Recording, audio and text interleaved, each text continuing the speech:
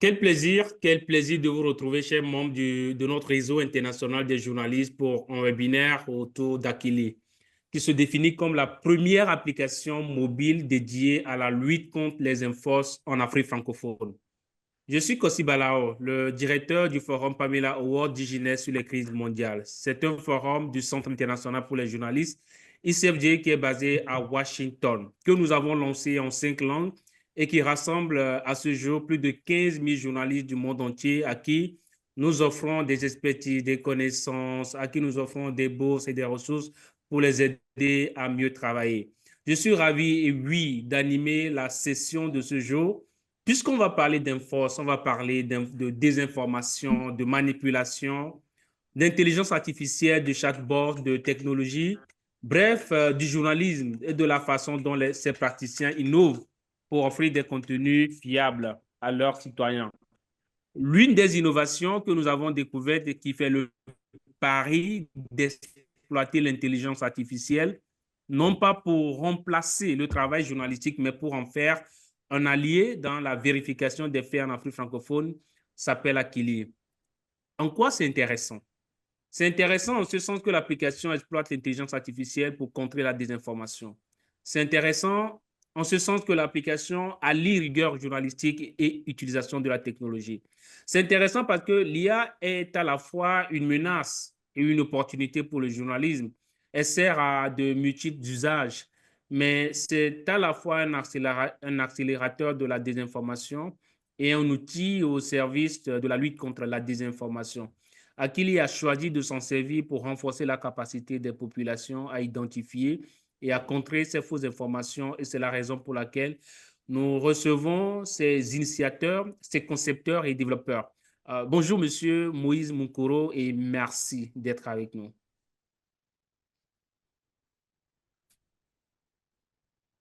On ne vous entend pas, votre micro n'est pas Oui, super. pardon. Bonjour, merci pour l'invitation. On est très ravis d'être là et participer à ce webinaire.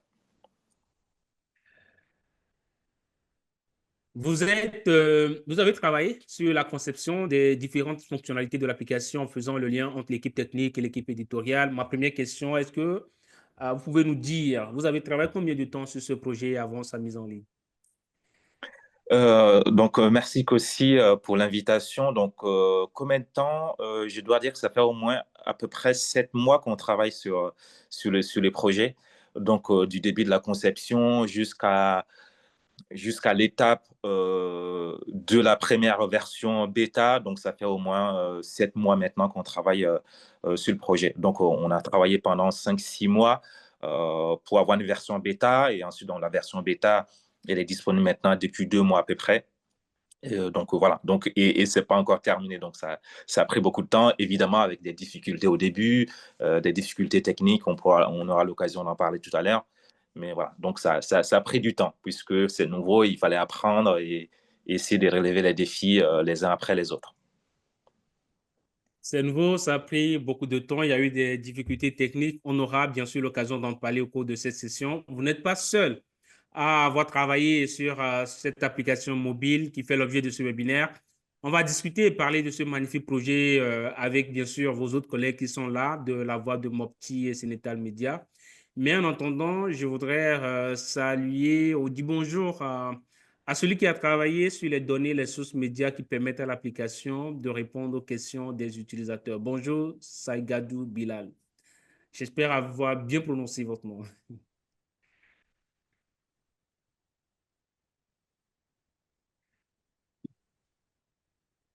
Bilal n'est pas là. Alors, il était connecté. Je suis là maintenant, vous m'entendez? Ouais. Oui, maintenant je peux vous entendre. Bonjour. Oui, bonjour. Désolé pour le petit retard. Comment vous allez? Oui, ça va aussi. Vous êtes basé où actuellement? Au Mali? Oui, je suis basé au Mali. Comment ça se passe au Mali? Ah, ça se passe plus ou moins bien.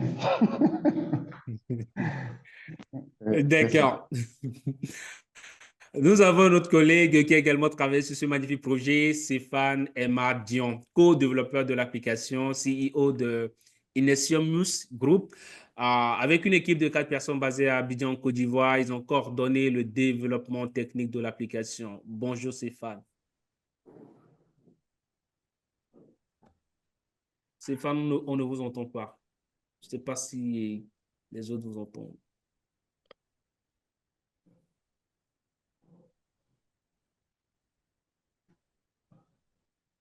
Alors, il était bien connecté aussi. Oui, il était bien connecté.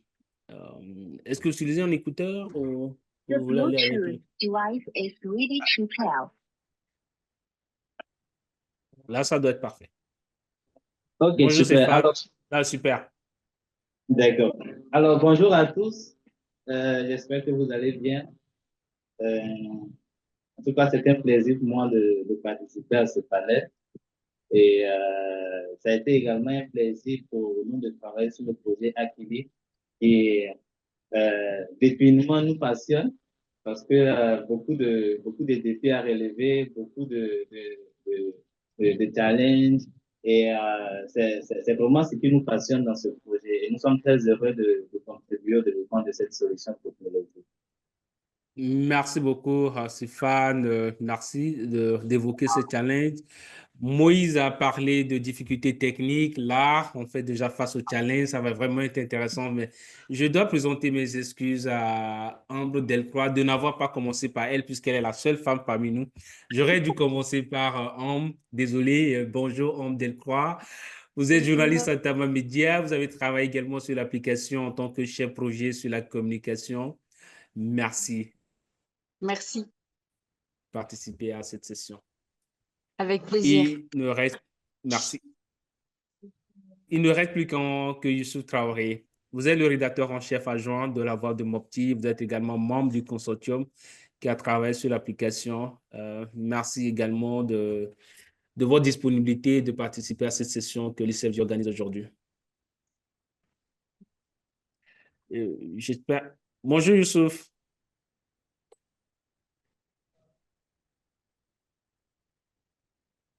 Le temps, peut-être que la connexion Internet est un peu défectueuse. Je pense qu'on va commencer. On a déjà fait 10 minutes dans l'intro et la présentation. Ma toute première question, elle s'adresse bien sûr à Monsieur Moïse. On va commencer par le nom, Akili. Pourquoi l'aviez-vous choisi? Pourquoi le nom Akili? Autrement, si vous n'aviez pas opté pour Akili, cette initiative aurait pu s'appeler comment? Pourquoi Akili, simplement? Alors, les noms alors, l'histoire est assez simple. En fait, quand on a commencé à réfléchir à l'application et à l'idée de faire une application luttant contre la désinformation en se basant sur l'intelligence artificielle, alors il y avait évidemment plusieurs pistes, mais le nom qui me paraissait intéressant, c'est donc Akili. Il se trouve que Akili en swahili, ça veut dire esprit intelligent. En bambara aussi, je parle bambara, donc moi je suis originaire du Mali. Akili aussi, ça veut dire un peu intelligent, esprit. Et là, là je me suis dit, tiens, ça peut être un bon nom pour, voilà, pour une application qui parle d'intelligence artificielle et de lutte contre la désinformation. Mais évidemment, du coup, on a appelé les H pour faire beaucoup plus simple en français et pour les gens qui seraient aussi anglophones. Voilà. Donc, c'est comme ça est venu, c'est un peu l'origine du nom. Madame Delcroix, vous êtes chef projet communication sur cette application. Est-ce que vous avez eu des questions par rapport aussi à l'appellation Akili de la part des utilisateurs, bien sûr? The Bluetooth device is ready to pair. Votre micro n'est pas activé, madame.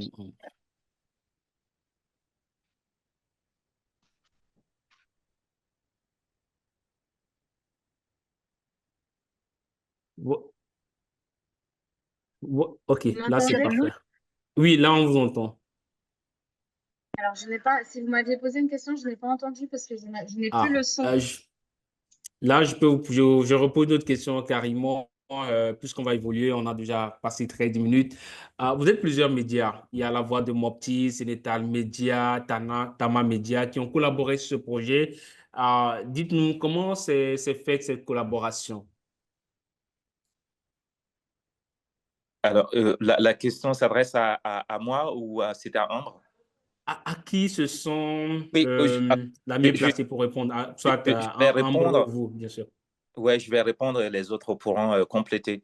OK. Donc, en fait, on a décidé de travailler sur le projet ensemble parce que nous, à Tama, on avait déjà une idée donc, de créer une application dédiée à la lutte contre la désinformation.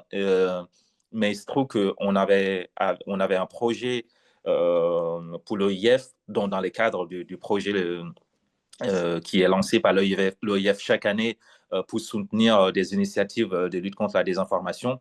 Et donc, dans la proposition qu'on a faite à l'OIF, évidemment, il y avait d'autres propositions comme la rédaction d'articles, la production de podcasts, luttant contre la désinformation. Et dans le package global qu'on a proposé à l'OIF, il y avait aussi le projet de l'application.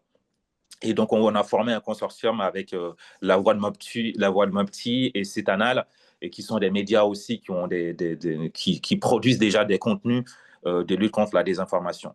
Et donc, c'est comme ça qu'on a proposé le projet à l'OIF dans le cadre de son appel à projet. On a été retenu et donc, ça a permis ensuite, après, de lancer le projet. Donc, la collaboration est vraiment partie de là en répondant à l'appel d'offres de l'OIF.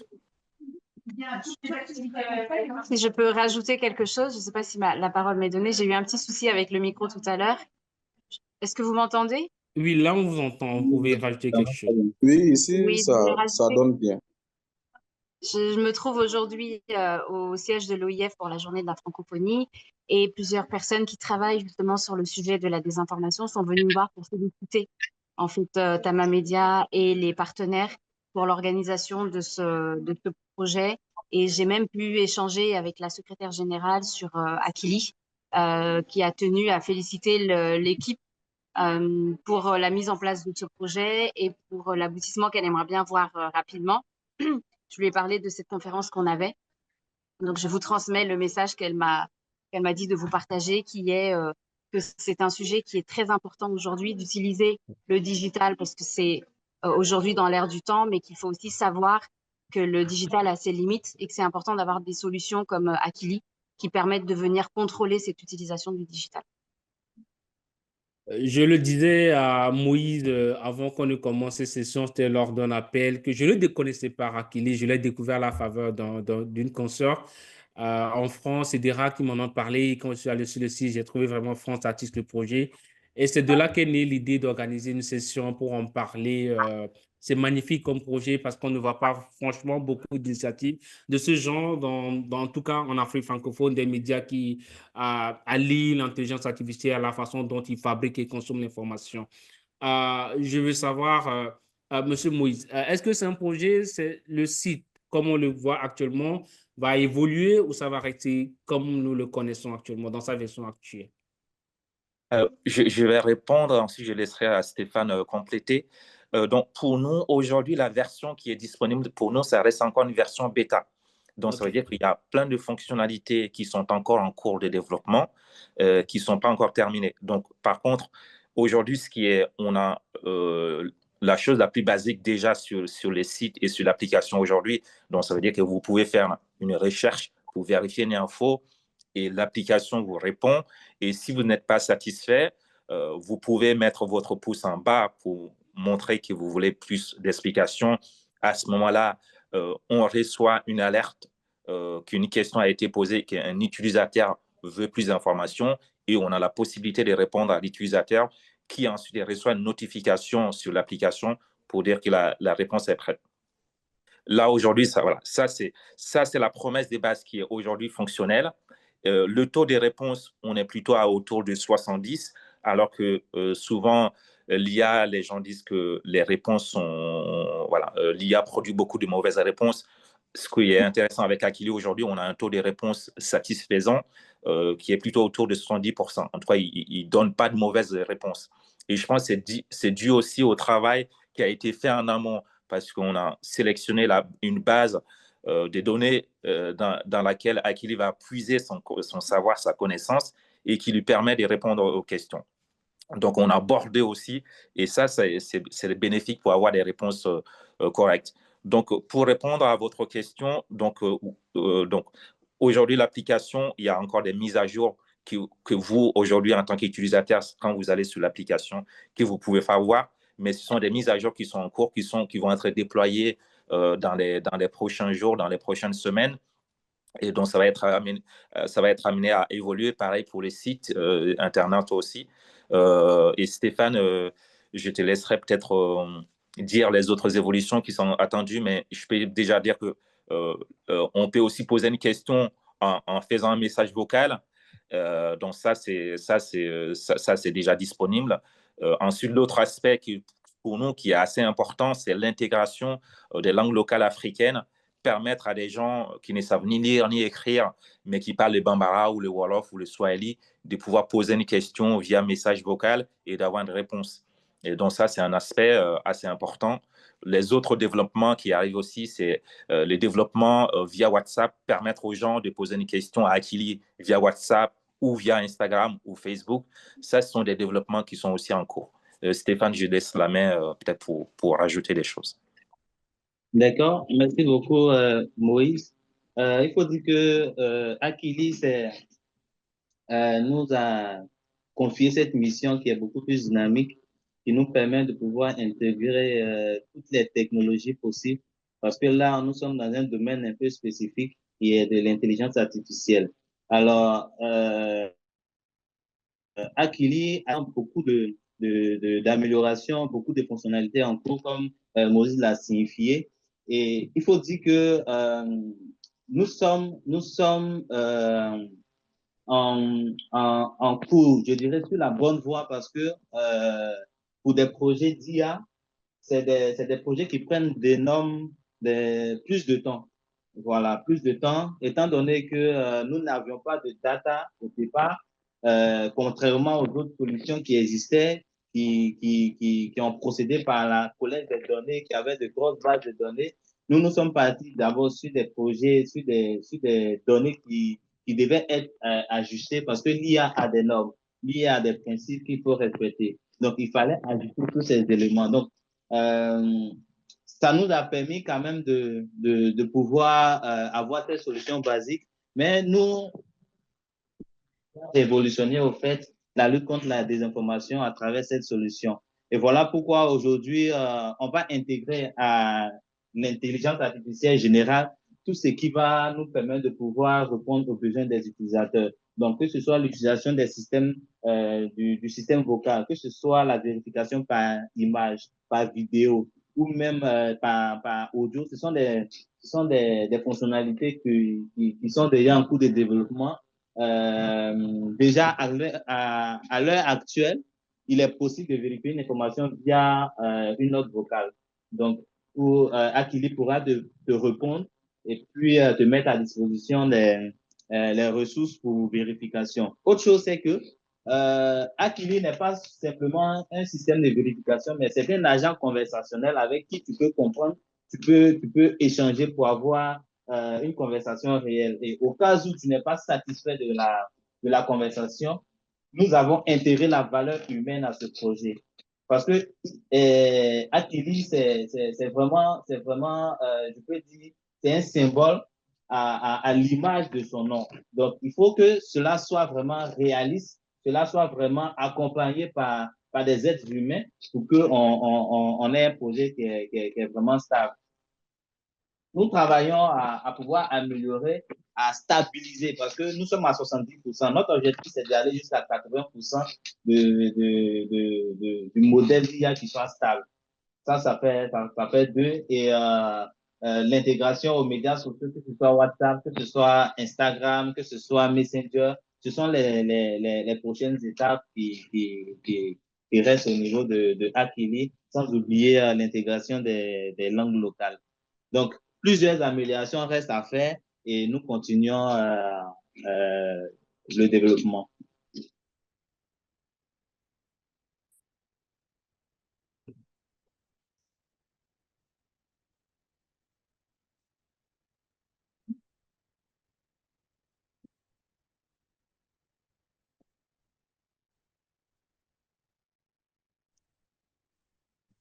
Alors, Stéphane, j'ai l'impression que nous. Ah non, c'est bon.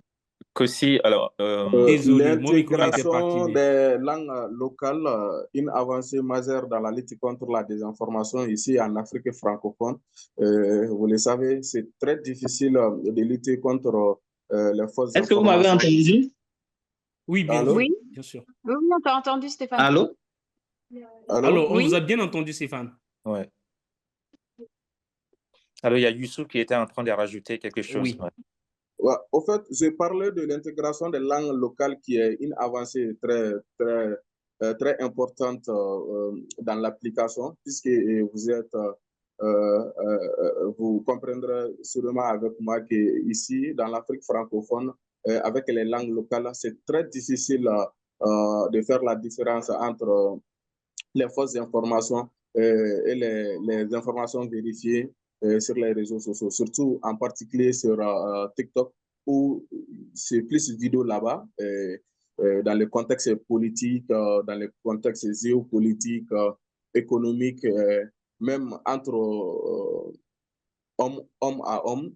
Ici, en langue locale, les fausses informations sont propagées de façon intentionnelle et ça fait qu'une fois que c'est partagé, c'est très rapide que ça fait boum. À l'horizon de quelques secondes, à l'horizon de quelques minutes, ça atteint un certain nombre de vues, de partages, de likes. Donc, c'est très important. Et je vais dire que cette intégration de langue locale dans la lutte contre les fausses informations, surtout à travers Akili, qui est initiative de jumelage de projets, des initiatives de projets de lutte contre la désinformation dans l'Afrique francophone. Au fait, Akili a un chatbot intelligemment créé qui permet des interactions avec les utilisateurs et s'appuie sur des algorithmes avancés pour analyser, aussi vérifier des informations provenant des sources alors authentifiées, je veux dire des sources fiables. Elle a également un côté hybride, Moïse et Stéphane l'ont très bien dit, c'est-à-dire technologie plus intervention humaine. Donc, quand vous posez une question ou des questions à Akili, si vous n'êtes pas satisfait, vous pouvez interagir. Bon, peut-être vous mettez la pouce en bas ou des trucs comme ça. Akili renvoie directement cette notification au concepteur, au développeur. Et allant de ça, Akili, avec les concepteurs, l'aide des développeurs, on pourra alors ajouter plus de contenu, plus d'informations sur l'information qui n'a pas été donnée, qui n'a pas été précise satisfaisante par les utilisateurs. C'est ce que j'aimerais ajouter avant qu'on parte très loin. Merci. Merci beaucoup, Stéphane. J'avais mon micro coupé tout à l'heure. J'ai énormément de questions en vous écoutant. J'ai remarqué, dites-moi si me trompe, qu'il y a eu une mise à jour, je ne sais pas si aujourd'hui ou hier, parce que j'ai utilisé l'application la semaine dernière. Ce matin, ce n'était pas vraiment disponible. Mais ce soir, avant qu'on ne commence cette session, c'était encore de nouveau opérationnel. Mais j'ai remarqué, et ce qui est intéressant avec Akili, c'est que lorsque vous posez une question, lorsque vous avancez une requête, elle vous fournit une réponse en citant des sources. Il y a des sources que ce soit Jeune Afrique ou la Deutsche Welle. Et on a une application similaire, je pense, à Vera, créée en France par Florent Gauthier, qui dit que pour les sources, il a sélectionné une centaine d'agences de fact-checking. Je veux savoir comment ça s'est passé pour Akili, comment vous avez choisi vos sources. Puisque Akili, quand on pose une question, elle répond en citant des sources. Comment s'est fait le choix de ces sources? Comment vous avez choisi les sources? D'accord. Vous m'entendez? Oui, on vous entend. Ok, super. Alors, comme Moïse l'avait dit précédemment, Akili, c'est un projet, c'est un consortium de plusieurs médias. Donc, le consortium s'est réuni et a sélectionné une base de données de médias qui, pour le consortium, est crédible en termes d'authentification d'informations. Alors, Akili se base sur ces données pour pouvoir vérifier les requêtes des utilisateurs. Donc, ces informations qui sont, ou ces vérifications qui sont faites sur la base des données qui sont mises à disposition de Akili. Alors, Akili va l'utiliser et traduire ces informations en un langage conversationnel pour permettre, pour intégrer le volet réaliste au fait du projet. Donc, voici comment Akili travaille. Donc, on a des données, on a des sources qui sont mises à disposition qui permet à Akili de pouvoir scraper tous ces sites-là afin de pouvoir vérifier les informations. Il faut dire que Akili se rassure d'avoir au moins 70% de son score, je dirais middle atteint, afin de pouvoir mettre à disposition ces informations. Donc, voici en Akili travaille avec les données qui sont mises à disposition. Et donc, si je peux rajouter quelque chose à ce qui a été dit par Stéphane, donc ça a été vraiment le travail des départs. Dès qu'on a lancé le projet, Stéphane et son équipe ont commencé à travailler sur la partie technique. Et nous, côté journalistique, voilà, on a commencé à créer une liste de médias qui nous semblent fiables. Alors, ce ne sont pas tous des médias spécialisés dans le fact-checking, mais ce sont des médias qui traitent de l'information de manière générale, mais qui semblent être, qui pour nous, sont des médias fiables. Et donc, c'est sur cette base-là qu'on a fait la première liste. Mais évidemment, cette liste, cette base de données, et l'idée, c'est de l'enrichir au fur et à mesure, assez régulièrement, tous les mois, rajouter de nouveaux sites. Donc Bilal qui est là, peut-être qui a notamment travaillé sur cet aspect-là, pourra en parler. Et alors, un aspect qui est assez important aussi, c'est que pour l'instant, les retours qu'on avait eus, les sources qui sont citées par Akili, certains nous ont dit qu'on avait beaucoup des médias occidentaux. Alors, l'explication, alors techniquement, elle est très simple, c'est que l'application Akili avait tendance à mettre en avant les sites les plus fiables, en tout cas les mieux référencés sur Google, par exemple. Et donc, ça fait que quand vous prenez un site comme le site de RFI ou France 24, Africa News et d'autres, ce sont des sites très, très bien référencés sur Google. Et donc, Akili avait tendance à aller chercher en priorité sur ces sites-là. Mais bon, voilà. Donc, techniquement, on est en train de retravailler tout ça pour mettre aussi en avant des sites qui sont basés en Afrique. Et nous, je pense qu'Akili peut être une bonne manière de valoriser davantage le travail aussi de tous les fact-checkers sur le continent. Donc c'est pour ça que ce n'est pas encore parfait, mais voilà, on est en train de travailler sur cette amélioration-là. Peut-être, Bilal, si tu veux dire un mot sur comment toi, de ton côté, tu as pu travailler sur la liste.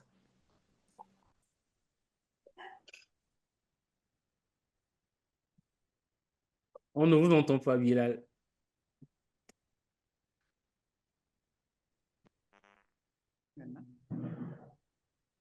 Vous m'entendez maintenant? Oui, maintenant on vous entend.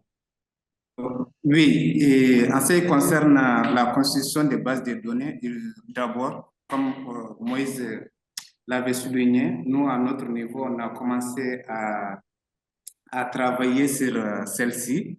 Et dans la constitution, on est parti notamment, on avait classé en trois, 4 grandes catégories comme ça. On a d'abord les médias du consortium, les 3 médias du consortium qui sont là.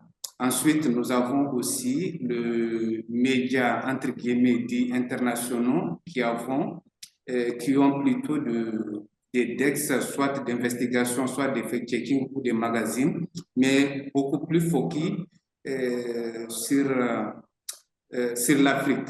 Sur l'Afrique, du côté francophone, on peut citer TV5, qui travaille beaucoup sur le TV5 Afrique, qui travaille beaucoup sur l'Afrique. Nous avons également des sites spécialisés comme Boomerang, qui traite des sujets économiques. Et nous avons également de médias beaucoup plus spécialisés sous forme de revues. Là, on est beaucoup plus dans la création des ressources. Dans la création des ressources, on a parmi ces ressources-là Afrique 21, Orient 21, on a les grands continents qui est une nouvelle revue. Ensuite, on a aussi des médias beaucoup plus sous-régionaux ou nationaux, locaux, et surtout africains qui travaillent, qui sont là, parce que comme on le sait, le média dit internationaux, il y a des sujets, on passe là-dessus, ce n'est pas tous les sujets qu'on traite.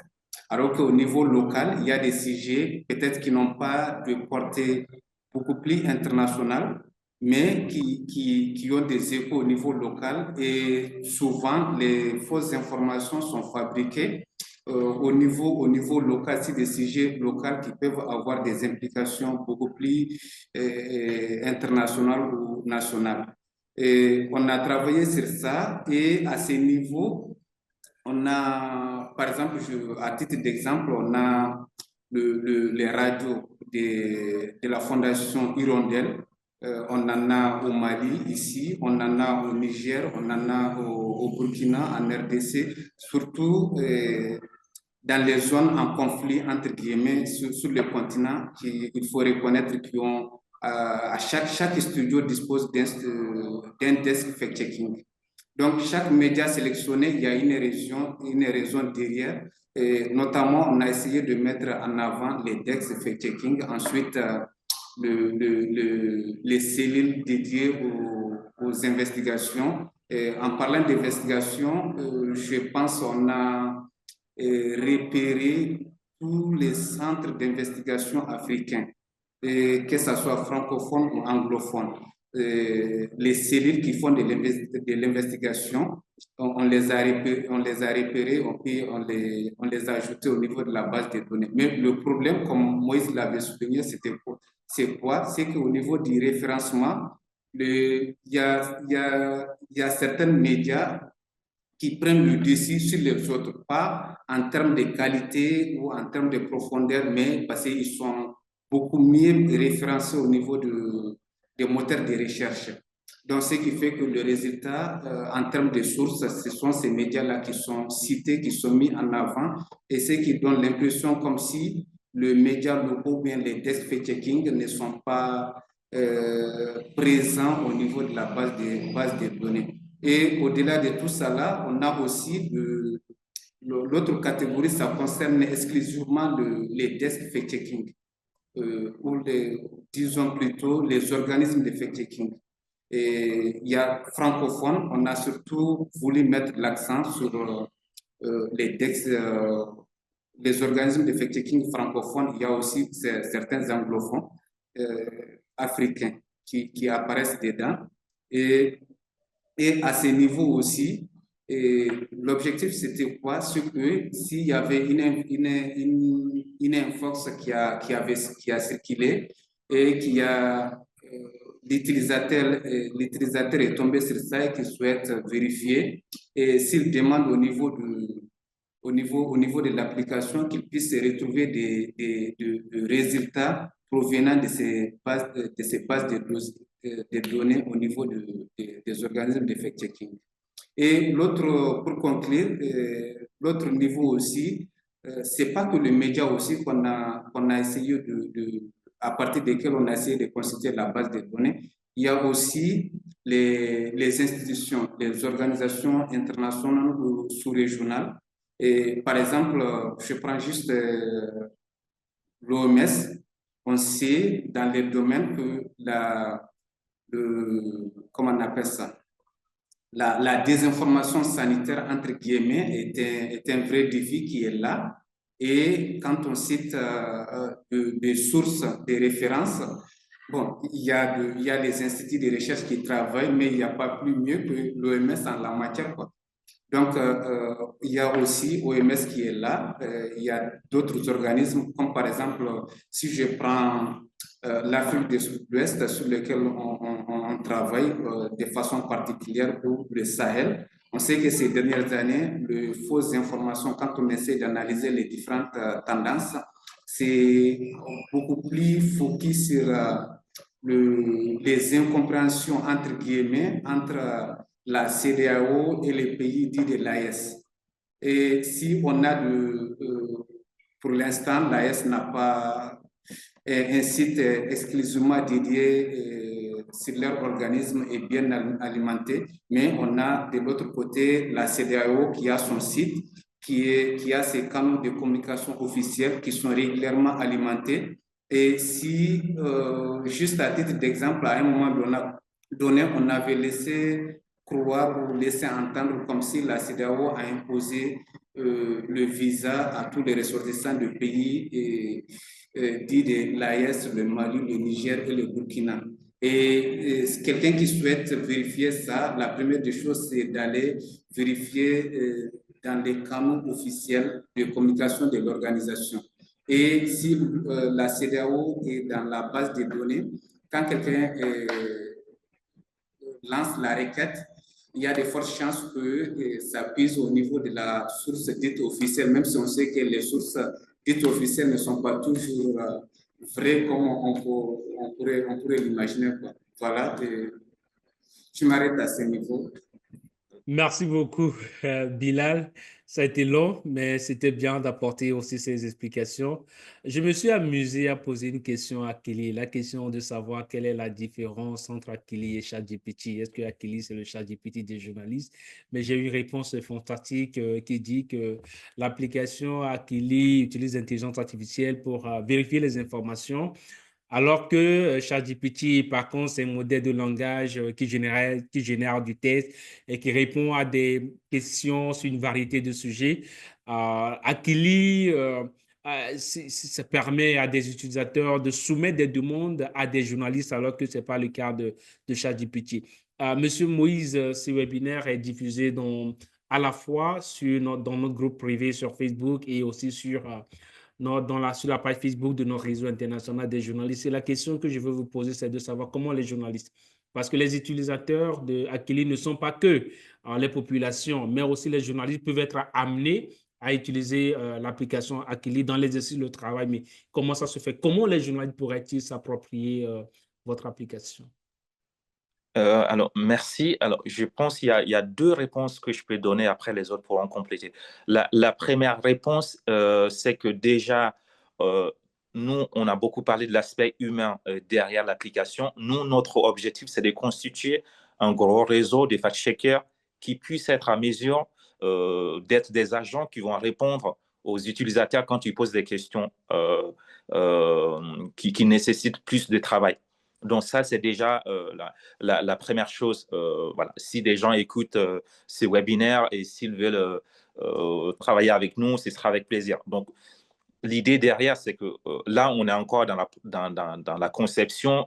Quand on va arriver à la partie commercialisation, j'ai envie de dire, parce que l'idée, c'est que derrière, qu'on ait un réseau de fact-checkers qui, chaque fois, un journaliste apporte une réponse qui est rémunérée. Et donc, en contrepartie, évidemment, on va devoir mettre en place peut-être sur l'application de la pub pour avoir de l'argent pour pouvoir rémunérer les journalistes. Donc ça, c'est un projet déjà. Donc ceux qui sont intéressés, voilà, ils peuvent déjà nous contacter pour qu'on puisse les mettre dans les réseaux de fact-checkers qu'on est en train de constituer. Je pense la deuxième, pour répondre beaucoup plus direct à votre question, comment les journalistes peuvent l'utiliser. Je pense, je vois deux possibilités. Déjà, si je veux travailler sur un sujet de fact-checking, évidemment, on l'a développé avant pour des utilisateurs lambda, entre guillemets, mais déjà, Akili peut donner une première réponse et via cette réponse, on a la possibilité de travailler de manière beaucoup plus détaillée sur l'info. Je pose la question, est-ce que Blaise Compaoré est toujours vivant ou est-ce qu'il est mort? Akili me répond et me donne des sources. Et là, je vais beaucoup plus vite quand même. Donc, à partir des sources données par Akili, je vais aller les vérifier. Et donc, je pense que c'est un outil qui peut aussi être utilisé par les journalistes pour aller beaucoup plus rapidement dans leur fact-checking et pour pouvoir rédiger un article beaucoup plus détaillé. Donc, ça, c'est la première chose. L'autre aspect, c'est que comment les journalistes peuvent s'en servir, ou sinon les rédactions. Un projet à long terme, ce serait d'imaginer un modèle d'Akili sur des sites d'info. Ça veut dire que si je prends un site comme par exemple sur Tama, on peut intégrer les modèles d'Akili sur Tama, sur le média de Tama Media. Et quand l'utilisateur est sur Tama Media, il peut fact-checker des choses en posant des questions. Donc, ce serait aussi, je prends un site comme, je ne sais pas, la voix de Mopti, ou si je prends Le Sort au Mali, Le Sort a envie de mettre à disposition un outil de fact-checking à ses utilisateurs. ils peuvent intégrer un modèle d'Akili sur leur site qui peut faciliter la recherche. Donc, je pense que ça peut être une appropriation à imaginer pour le futur. Et par exemple, je sais que le New York Times, ils ont un outil comme ça, où je confonds peut-être avec le Washington Post, mais en tout cas, l'un des deux a un outil. Quand tu vas sur les sites, tu peux fact-checker des informations. Donc, nous, on peut imaginer demain qu'on crée des modèles pour les rédactions. Donc, je vois pour l'instant deux possibilités pour les journalistes pour mieux utiliser cet outil. Il y a Stéphane qui veut parler, compléter. Oui, Stéphane. Oui, bien sûr. Ce que je voudrais dire, c'est que Akili cherche à authentifier les informations. Donc, du coup, tous ceux qui doivent travailler avec Akili doivent être des utilisateurs qui sont vraiment vérifiés, qui sont vraiment authentifiés auprès du consortium. Donc, pour ce faire, il y a une plateforme qui d'abord permet à l'utilisateur d'avoir un compte Akili qui, après vérification des informations, vérification du fact-checker qui se promet au fait d'être un fact-checker sur Akili. Après ces vérifications, alors le consortium a la possibilité de lui donner l'autorisation de répondre à des requêtes. Donc ça, c'est l'une des possibilités que je voudrais aussi signifier pour ajouter à ce que Moïse avait dit. Monsieur Moïse, vous savez aussi bien que moi que la question de la rémunération des journalistes est un sujet qui intéresse beaucoup parce qu'on a des modèles économiques qui sont défaillants. La publicité, les GAFAM ont phagocyté ampleur publicitaire des médias. Et c'est vrai que c'est un projet à l'avenir, c'est-à-dire trouver la possibilité de pouvoir peut-être offrir certaines rémunérations à des journalistes fact-checkers. Et sur ce point, je voudrais vous demander comment ça va se passer, franchement. Donc pour répondre…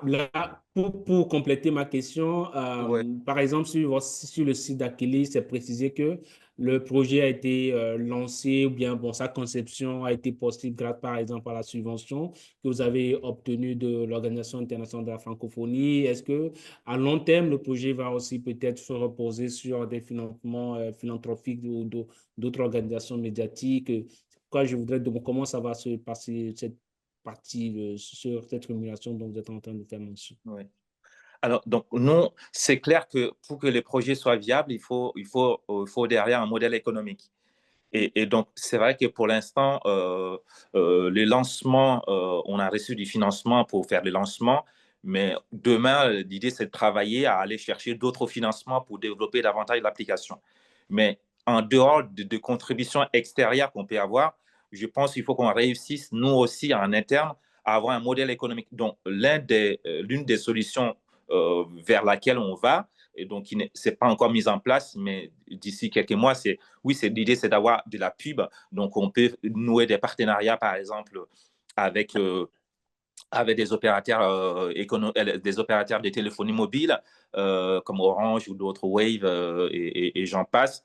Donc, ça, c'est l'une des pistes. Donc, avoir la pub sur l'application qui permet à l'application de gagner de l'argent et pouvoir ensuite, évidemment, rémunérer les journalistes fact-checkers qui sont derrière et qui répondent aux journalistes. Donc, ça, c'est vraiment, pour moi, ça peut être l'une des pistes les plus intéressantes.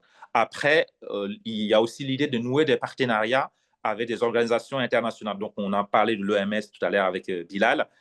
Si l'OMS a besoin qu'on mette davantage en avant des contenus liés à la santé, à ce moment-là, pourquoi pas imaginer un partenariat avec l'OMS qui rémunère l'application pour pouvoir faire ce travail-là. Et l'autre modèle économique aussi, ça peut être la solution qu'on proposerait à des rédactions qui ont envie d'avoir Akili sur leur site. Voilà. Donc, tout ça, ce n'est pas encore ficelé, mais voilà, ce sont des pistes. Mais en tout cas, moi, il me semble que c'est important si on veut que le projet survive à nous et que s'il existe encore d'ici 5 ans, il faut un modèle économique derrière qui permette aussi de vivre.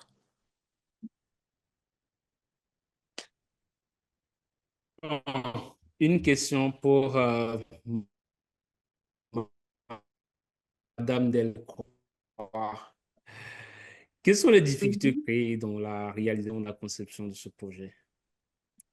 Les difficultés que nous avons Au eues début dans du webinaire, oui, la question, c'est de savoir quels sont les défis, les difficultés que vous avez rencontrées. Alors, le premier défi, ça a été déjà de trouver la structure avec laquelle on allait développer ce projet. Il était important pour les équipes mises en collaboration que le projet soit développé en Afrique, que ce soit une structure avec la technologie africaine qui puisse développer l'application. Ça, c'était le premier défi. Ensuite, le deuxième défi, c'était aussi de voir dans quelle mesure on allait pouvoir sourcer en fait les informations, avoir des plateformes qui vont être à la fois des plateformes de référence, mais également pouvoir avoir accès à des données qui viennent de médias qui sont dans les pays africains, par exemple. Trouver des médias de référence qui vont être assez importants en termes de trafic et assez intéressant en termes de légitimité pour être intégré dans la liste des sources qui étaient utilisées pour fact-checker les informations. Et le troisième défi, c'est aussi le défi financier, c'est-à-dire que le budget qui a été accordé par les différentes structures impliquées, notamment le financement qui a été fait par l'OIF, ne permettait pas d'avoir dans un premier temps une solution qui correspondait à tout ce qu'on aurait voulu mettre en place. Donc, on a dû faire des choix et prioriser les outils qui allaient être développés par l'application. Un des points aussi qui était important, c'était la possibilité de produire du contenu et d'organiser des rencontres avec une population qui allait pouvoir discuter du sujet de la désinformation. Donc, le contenu a été créé dans différentes langues par les différents partenaires qui sont à la voix de Mopti et c'est Natal qui est au Sénégal, mais on a aussi organisé des rencontres et il fallait trouver des populations qui sont à la fois des populations qui ont la capacité de comprendre en fait le sujet de la désinformation et en même temps des populations qui aujourd'hui ne sont pas du tout informées de ce sujet, mais auprès desquelles on allait aller faire de la sensibilisation sur le besoin de faire attention à la circulation des informations qui se fait très rapidement, notamment avec les outils de réseaux sociaux qui sont propagés aujourd'hui partout, notamment en Afrique, qui sont WhatsApp, Facebook, Instagram, à travers lesquels les gens vont recevoir des informations et pas forcément avoir le réflexe d'aller les vérifier. Voilà, donc ça, ce sont les différents défis auxquels on a dû faire face. Et aujourd'hui, on est très content de ce partenariat et de cette visibilité que vous nous offrez, notamment auprès des journalistes, parce qu'au-delà de l'application qui utilise l'intelligence artificielle, l'autre défi important, c'est de pouvoir répondre avec des moyens humains à ces questions qui vont être posées. Donc, créer un réseau de journalistes réactifs qui vont pouvoir apporter des réponses à des questions que l'application ne peut pas auquel l'application ne peut pas répondre. Voilà, je ne sais pas si j'ai fait le tour.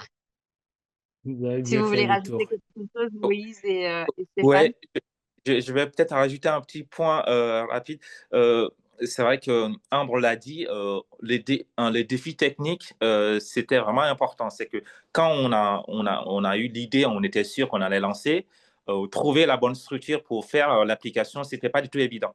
Moi, autour de moi, quand j'en parlais, même à des gens qui sont plutôt bons dans l'informatique, disaient ouais, votre truc là, c'est compliqué, on ne sait pas comment le faire.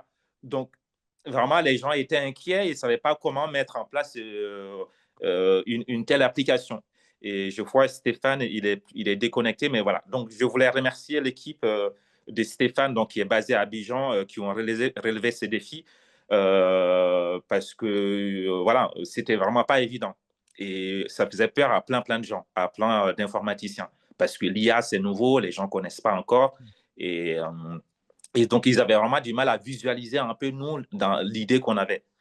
Et du coup, c'est pour ça qu'on est content qu'on ait pu aller jusqu'au bout et qu'on n'a pas été découragé par les gens qui pensaient que c'était impossible à faire.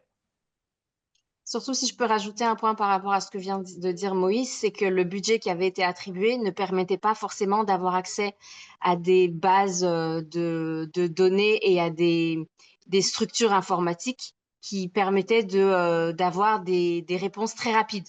Donc, il a fallu adapter le budget et la technique à la capacité de réponse parce qu'au départ, avec le budget qui était investi, on ne pouvait pas, avec les serveurs qui étaient utilisés, avoir accès à des réponses qui étaient aussi rapides qu'aujourd'hui. Donc ça a vraiment été un pilotage qui a été fait par l'équipe technique qui a permis d'avoir le résultat qu'on a.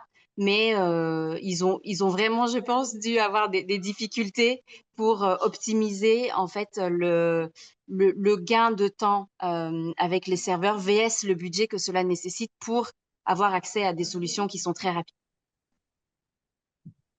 Chers participants, chères participantes à ce webinaire sur nos différentes pages Facebook, n'hésitez pas à poser des questions. Nous sommes dans la dernière partie de ce webinaire. Il nous reste encore peut-être 10 à 11 minutes avant qu'on ne termine. J'avais promis à Moïse que ce serait 45 ou 1 heure. Il faut qu'on reste dans ce timing.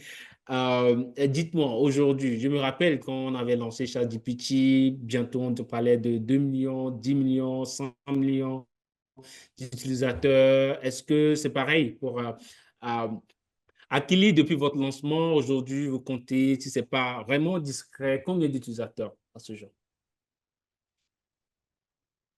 OK. C'est une bonne question parce que Stéphane a peut-être la réponse. Stéphane, si tu es toujours connecté.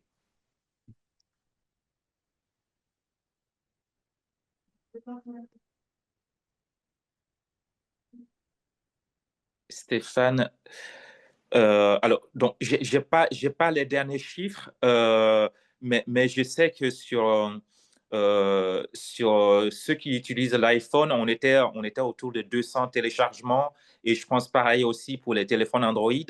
Donc ça comptait pas, ça prenait pas en compte les visites sur les sites.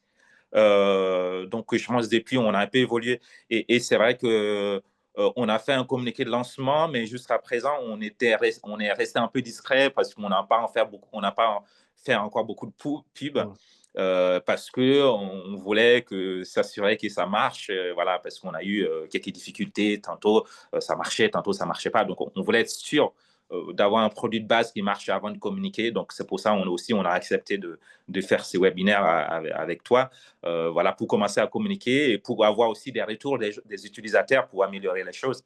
Donc on les redit une fois de plus. Voilà, merci pour l'indulgence. Pour l'instant, ce n'est pas encore parfait. Si vous rencontrez des problèmes, n'hésitez pas à nous faire des retours pour qu'on puisse améliorer l'outil. Ce n'est pas encore la version définitive. Pour nous, c'est encore la version bêta. Et donc, elle va continuer à s'améliorer. Les dangers de la désinformation sont nombreux. Je pense que on peut passer. Il y a le volume en fait de quantité de fausses informations qui déferlent, qui circulent sur les réseaux sociaux. C'est tellement colossal que même une rédaction à temps plein ne pourra pas traiter toutes ces informations-là. Dites-nous, comment d'autres rédactions pourraient-elles s'inspirer d'Akili ou de votre démarche? Peut-être Ambre est plus pourrait nous parler puisqu'elle s'occupe de la com autour de ce projet. Ambre, je te laisse répondre. Alors, le projet est tout à fait ouvert à des collaborations pour pouvoir mettre à disposition peut-être l'outil pour des rédactions qui voudraient l'utiliser en interne pour vérifier des informations, mais aussi peut-être pour mettre à disposition des journalistes dans ces rédactions-là pour participer au fact-checking, pour pouvoir voilà, être de manière plus réactif aux questions qui sont posées par les différents utilisateurs. Et Akili est complètement ouvert aujourd'hui à ce que des journalistes qui ont envie de participer à l'aventure nous contactent, comme le disait Moïse, pour devenir fact-checker ou même pour tester l'outil et nous faire des retours qui permettraient de l'améliorer. Je ne sais pas si ça répond à votre question. Ça répond à ma question. J'ai vu Youssouf qui a levé la main, mais avant lui, Moïse, si je ne me trompe. Youssouf, tu as la parole. Ok, très rapidement, merci beaucoup. En fait, j'aimerais répondre un peu sur la réponse de ma précédente. En fait, les autres rédactions pourraient adopter une approche identique en développant des outils qui automatisent l'analyse des sources et des données. D'ailleurs, en collaboration avec des spécialistes en vérification des faits. Donc, les autres rédactions pourraient même renforcer leurs outils avec des connaissances approfondies et des méthodes éprouvées. Ce qui renforcerait d'ailleurs la crédibilité et l'efficacité au fait de leur propre système de vérification. C'est ce que j'aimerais ajouter à sa réponse. Merci. Merci, Youssouf. Moïse, je pense que vous aviez aussi la main levée. Non, je crois que je non, suis pas d'accord. vous. Je crois que ça doit être C'était plutôt peut-être Bilal. Ambre. Puisqu'il a, Ouais. ça doit être Bilal. Non, Bilal plutôt. Ah, c'est Puisqu'il peut-être a le nom Bilal. Moïse aussi Oui, en bas de son écran. Oui, c'est Bilal. Ton micro Là, n'est vous me pas. recevez, Tu peux activer. j'avais Voilà. désactivé le micro. Oui, vous me recevez maintenant? Maintenant, oui. Ok. C'est la même question. Je pense le premier aspect. Bon, d'abord, il faut rappeler qu'aujourd'hui, nous sommes dans un contexte, on observe un peu de démagogie dans la pratique même du fact-checking. Et ça, même les textes est prétendument dédiés à la lutte contre la désinformation. Il y a, bon, je n'aime pas utiliser les termes, mais il y a d'autres spécialistes qui utilisent des termes opportunistes pour les qualifier. Il y a ce travail-là, parce que qu'est-ce qu'on constate? Un travail de fact-checking, après l'avoir lu, écouté ou regardé, on n'a plus à se poser des questions. Et quand, même après avoir consulté ce travail-là, des questions d'émergence, c'est qu'il y a un problème. Donc, je crois avec ACLI ou bien avec des initiatives comme ACLI, ça va d'abord permettre aux rédactions de se focaliser au plus gros sujet.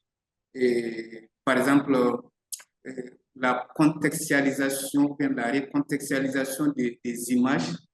Et très souvent, on remarque que la grande partie des travaux de fact-checker est orientée sur ça.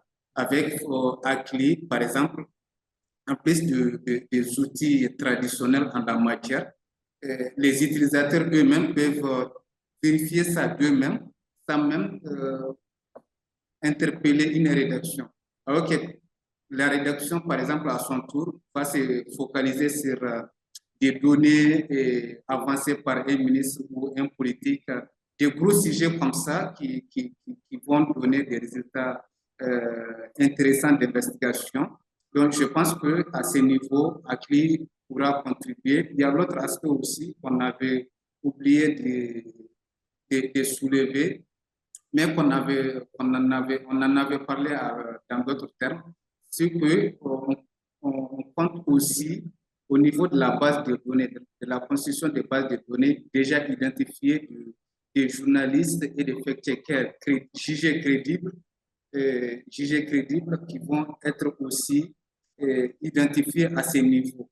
Et c'est quoi? Parce qu'on constate très souvent la désinformation souvent ça arrive de façon instantanée. Quand il y a un événement qui se passe, je prends par exemple ici au Mali, on entend par exemple dans la région au niveau du centre ou du nord qu'il y a une attaque, quelqu'un qui est ici à Bamako ou bien même au centre, la première des choses c'est de savoir ce qui s'est passé réellement.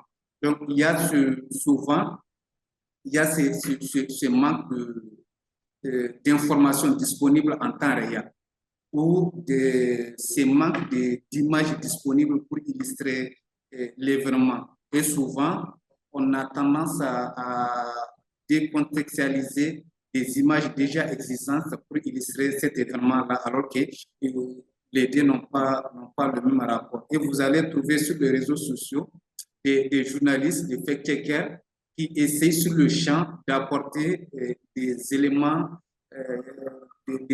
préliminaires nécessaires pour essayer de contextualiser, de donner des éléments d'explication à l'événement.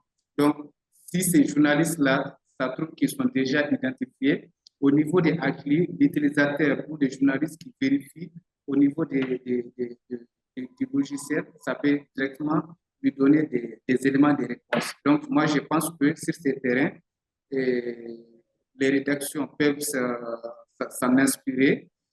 Moi, je ne dirais pas, c'est bien de développer d'autres outils, mais il ne faut pas oublier l'aspect financier qui est derrière. Et on sait, la vie des médias, côté financier, ça reste toujours un défi, quoi, surtout dans un contexte où l'information, on a une certaine défiance vis-à-vis des médias.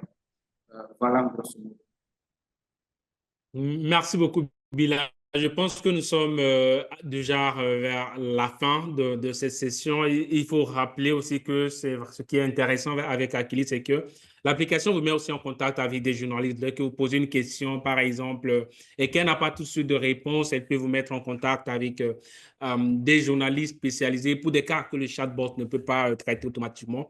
Et ça, je pense que la relation humaine que vous étiez en train d'évoquer tout au long de cette session-là, ça transparaît un peu dans le fait que l'application peut vous mettre en contact avec des journalistes qui vont répondre à des questions pour lesquelles le chatbot n'a pas tout de suite de réponse. Nous sommes déjà à la fin, comme je le disais tantôt, de cette session. J'ignore si vous avez encore peut-être quelques zones d'ombre, quelques explications à apporter pour que les confrères puissent mieux comprendre un peu comment fonctionne cette plateforme, comment est né ce projet, comment ils pourront plus tard s'approprier et bien sûr de suivre aussi ensemble l'évolution de Akili qui est appelé à grandir, qui va évoluer, qui va devenir plateforme. C'est intéressant, pardonnez-moi de le mentionner. Cette partie rémunération, je pense que si vous en faites un papier, tout de suite, vous aurez les 1 million d'utilisateurs qui vont venir voir comment est-ce que cette application pourrait nous être bénéfique. Merci surtout de votre disponibilité, de votre temps et merci d'avoir conçu ce projet magnifique. Si ce n'était pas le cas, nous ne serions pas ici en train d'en parler ou d'en discuter. C'est vraiment un projet magnifique pour des journalistes. Quand on sait que la désinformation ou l'information est une question de vie ou de mort, la mauvaise information peut vous conduire à la mort. On a vu lors de la pandémie du COVID-19 où on a servi des infos, de charlatanisme, des fake news en fait qui ont induit beaucoup en erreur. Et je pense que l'application essaie de sensibiliser au danger de la désinformation, permet au public d'avoir un esprit critique sur l'information, de pouvoir vérifier. Tout à l'heure, Moïse parlait de est-ce que Blaise Compaoré est-il encore en vie? Dès que vous allez sur Akili et vous posez la question, vous dites selon sa fille, il est toujours en bonne santé. Et vous avez des sources qui renvoient vers ta média et d'autres médias qui en ont parlé. Donc, je pense que c'est un outil qui est important, qui est utile, qui est bénéfique. Quand on sait que cette année aussi, Meta a décidé de ne pas vraiment continuer ses investissements dans le fact-checking, appropriez-vous cet outil-là qui va vraiment vous aider à avoir de la bonne information et aussi à avoir des contenus qui sont vraiment fiables. Merci encore pour votre disponibilité. J'ignore, Monsieur Moïse ou Madame Delcroix, si vous avez peut-être 2 ou 3 choses à encore préciser avant qu'on ne close cette session. Oui, moi j'aimerais vous remercier vraiment pour cette opportunité que vous nous donnez de présenter l'application. Comme l'a dit Moïse, elle est en bêta test et l'idée c'est de prendre tous les retours qu'on va pouvoir avoir pour l'optimiser. Donc n'hésitez pas si vous avez envie de la tester en tant que journaliste ou si vous voulez rejoindre l'aventure, à nous contacter et à nous faire tous les retours qui pourraient permettre de développer le projet. Merci, Madame Delcroix. Donc, je pense, Ambre, à tout résumer. Merci beaucoup, Kossi, donc, pour cette opportunité. Et voilà, donc, voilà, on est à l'écoute des retours voilà, pour améliorer cet outil ensemble. Merci. Merci, M. Moïse. Youssouf. Alors, merci beaucoup pour cet espace. J'espère que nous allons nous retrouver très bientôt dans les prochaines séances, comme Moïse l'a bien dit. L'appli n'est pas totalement finie et bientôt, avant que sa source finale ne soit mise à la disposition des utilisateurs, nous allons tout faire pour intégrer toutes les informations nécessaires pour fournir aux utilisateurs ce qu'ils en ont besoin. Merci beaucoup. Merci, Youssouf. Le dernier qui a aussi le nom, Moïse, je ne sais pas si c'est Emma. De toutes les façons, merci encore pour votre disponibilité. Merci d'avoir participé à cette session. Je vous souhaite une bonne fin d'après-midi, une bonne fin de journée. Et je vous donne rendez-vous jeudi prochain pour une session. On va parler du cyberharcèlement, de cyberattaques des journalistes et comment les journalistes pourraient se prémunir sur les réseaux sociaux contre les attaques des lobbies ou des adversaires des journalistes. Au revoir et bonne fin de journée et bonne utilisation de l'application. Si vous participez à cette session, vous ne savez pas qui est Moïse, allez sur Akili. Au revoir.